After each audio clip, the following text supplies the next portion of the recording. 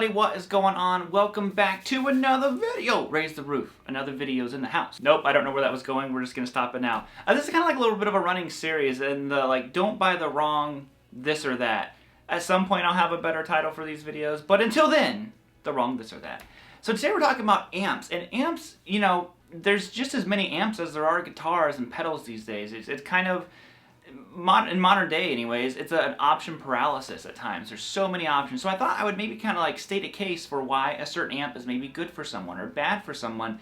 Because I know personally, I would have students, when I was teaching in person, I remember a particular student who came in and was kind of upset, not upset, but just bummed out that they couldn't get the sound they wanted out of their amp. Well, they needed an amp with distortion and they had a clean amp. Or I had one student one time who had a Fender Mustang that just, they're like, oh, I just wanted to sound like normal, not with all these effects on it, and it was just too much. And then, you know, we got them a little tiny baby Marshall amp, and then they were so happy with it.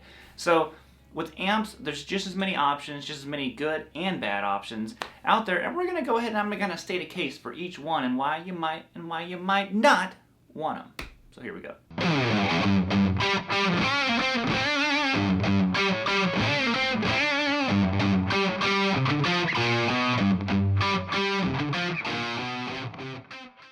Oh my god, it's so heavy. The mighty tube amp. Here it is. You can't even see it yet. Oh, it's so heavy. Here it is. I'm not gonna hold it the whole time. I'll get B-roll for you guys. So tube amps, you know, obviously tube amps have been around for a very long time. Back in the past, like I remember when I started, you know, playing guitar and all that kind of stuff, tube amps were still the thing that it was just kind of like, oh, well, if you're not gigging, you don't need this 100 watt, you know, tube head and all this kind of stuff. And actually nowadays, because of, you know, just the advancements in guitar technology, you have things like the 2-notes, which you can maybe see down here. I use that all the time, and it's basically a way of taking a big old amp. This is a 50 watt Marshall right here, and you can run it into the amp, and now all of a sudden those big amps, I would hear people complain like, oh, you know, I play through this little practice amp because I can't use my 6505 in my apartment, or whatever the case is. Now you can use all that stuff. Everything is an option because you can play it at bedroom levels. Because what the 2-notes is doing, or the aux, or I can't remember what the Boss. They have one that does the same stuff.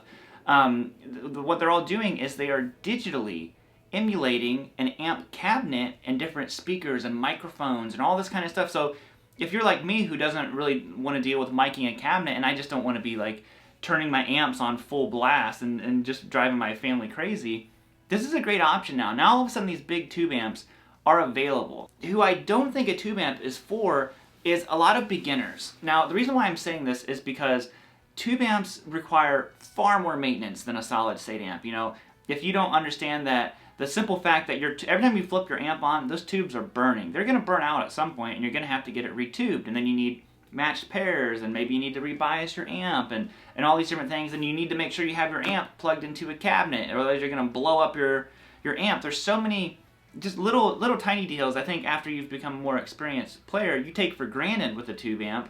I mean, shoot, I still turn my amps on and sometimes forget to turn on my cabinet, my amp switcher, and I'm like, oh my god, don't blow up the amps. So it's not going to happen like that, but it still freaks me out sometimes. And like I said, I think as a beginner, you should really be focused more on just playing and practicing, and not worried about what kind of, you know, 12AX7s are in your amp, and is it EL34 or is it EL84 or is it 606? Don't worry about that kind of stuff. Focus on playing. So like I said, beginners, I think you can really benefit from playing with a smaller solid state, possibly digital. I'm going to talk about digital stuff here in a minute.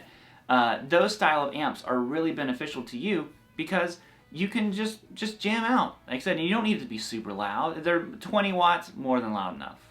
And one big possible positive, possible negative about tube amps is they typically have one sound, like one core sound to them. They might be able to do nice breakup tones or higher gain, but a lot of times amps have this overall vibe and overall sound to them that you kind of can't shake without getting another amp. So tube amps, that is both it's like a gift and a curse. Like if you want this, like my Marshall down here, sounds just like a Marshall. That's kind of, it's a one-trick pony. It does that sound, and that's about it.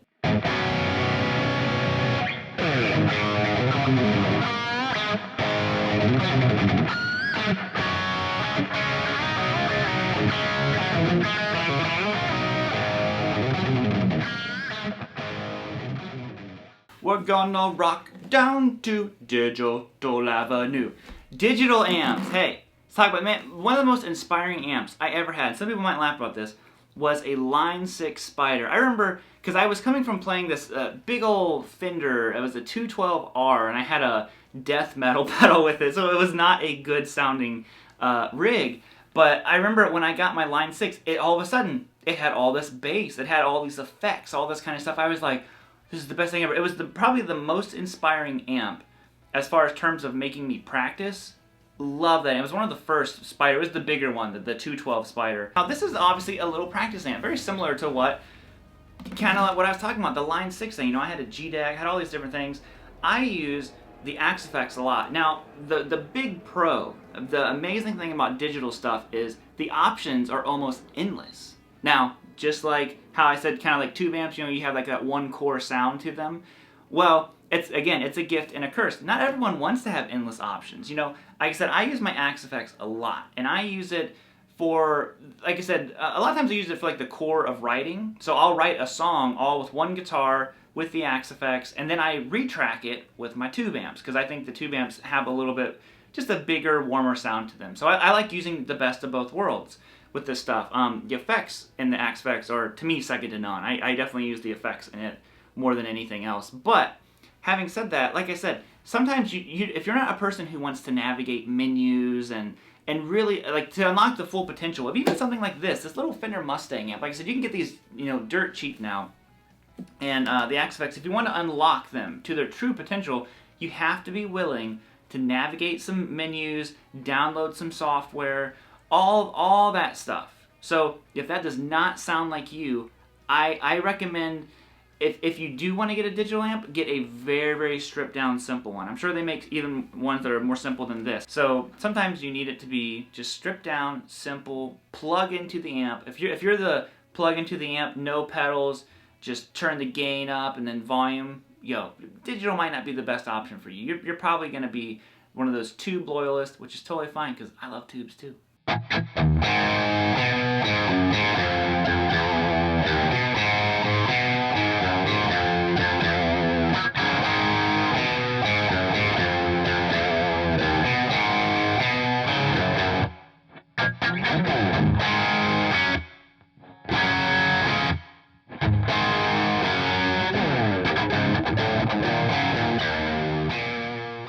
And the final one I'm going to talk about, the new generation of amps. Now, this video isn't sponsored by anyone. I'm just showing you amps because, like I said, something that was happening right in the time that I was playing guitar was that amps were going through an evolution. And what I mean by that is they were getting smaller and smaller. Because, like I said, when I first started playing, it was in bands. You know, I had a 6505, I had a Randall, what was it called? Randall V8, one of those huge one with a graphic EQ and all that good stuff. You could have all the low end you wanted. And I remember the first time I saw a little mini amp was the orange Tiny Terror or Micro Terror. I'm not sure what one was first. But one of those is like the first one that I ever saw. And I was like, that's a tube amp? And we were all just kind of like, dude, that's crazy. However old I was. And we're all just like, this ain't sick, bro.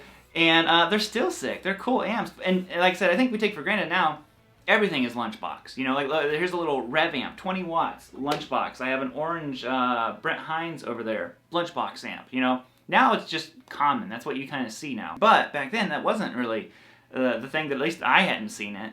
And the new kind of like generation is these amps that include, oh, look, I'm holding it backwards. I had it backwards the whole time.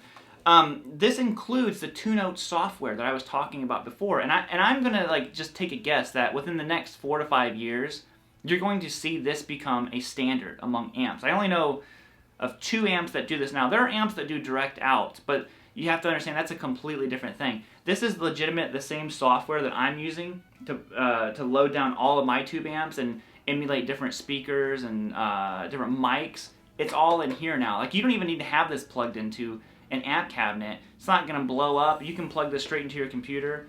These clips that you heard at the beginning of this, those were all recorded direct. I have no cabinet hooked up to this thing. So I really think this is the next generation. Now, like I said before, that all sounds good and it sounds great. It's gravy. But the issue here is, again, to unlock the full potential of this amp, you have to be willing to download the 2 Notes remote or wall of sound, whatever you're going to use with it, And it comes with 6 cabinets already in it, and some of the cabinets you can add different room sounds. Like it's really endless. So if you're the gear tweaker who just wants to like twiddle around with stuff, this is an amazing option because you're getting that tube warmth because it's an all tube amp. You know, it really is marrying the best of both worlds.